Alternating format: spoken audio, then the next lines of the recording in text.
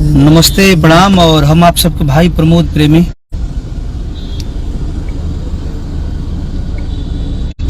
और हम शूटिंग में रहनी नेपाल में, तो ऐसे लाइव ना पहले रहनी हम। और सबसे पहले जे भी हमरा के चाहेला देखेला सबके पैर छू के प्रणाम करतनी हम। और हमारा खातिर सब कोई बराबर बा, सबसे हमारा प्यार बा। और आप सबके बदौलत ही हम बानी।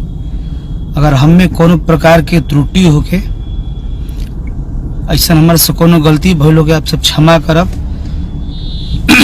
जैसे कि एगो गीत पर बड़ी विवाद हो गई हल्का, हम ना सोचल कि आप सबके ठेस पहुंची। हमारा खातिर सब समाज आपन बा, सब कोई हमार आपन हो। नेताजी होकस चाहे अदर कास्ट होकस, चाहे जे भी हमारा के सुनता चाहता, सब कोई हमारा आपन हो। अपने से गलती होला, मान लीजिए पहले बहुत सारे कलाकार लोग गौले रहे राजनीतिक पर गाना, तो हमरो से गवा गई ना। आज तक ऐसा कोनो गाना से हमारा ठेस आप सबके नहीं पहुंचल।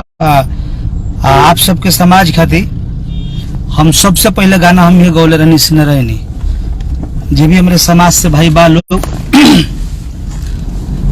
तो लोग खातिर सबसे पहले गाना शुरुआत हम ही गौले रहनी। और हम ना जनी के गाना से आप सबके ठेस पहुंची, ना तो हम ना गौले रहती।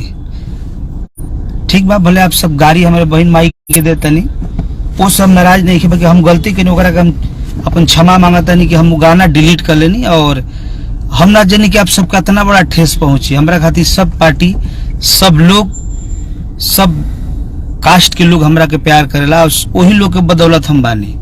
और आप सब के बिना खुद आदमी अधूरा रहेला, तो क्षमा करब सबे। और दिल पर ना लेवे को होई।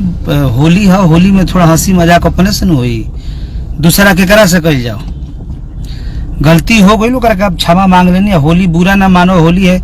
मान ले कि देखी एकरा पहले बहुत सारे कलाकार लोग गौले, आप सब उठा के देखो तो बहुत से कलाकार लोग बड़े बड़े गौले बा लोग राजनीतिक पर होली, तो वही लोग के देख के हम गा देनी। हमरा जनी कि आप सबके ठेस पहुंची, मगर हम ओकरा खातिर क्षमा प्रार्थी बानी आप सबसे। और दिल पे आप सब बात मत ले, वो गाना को हम डिलीट कर दिल रहनी।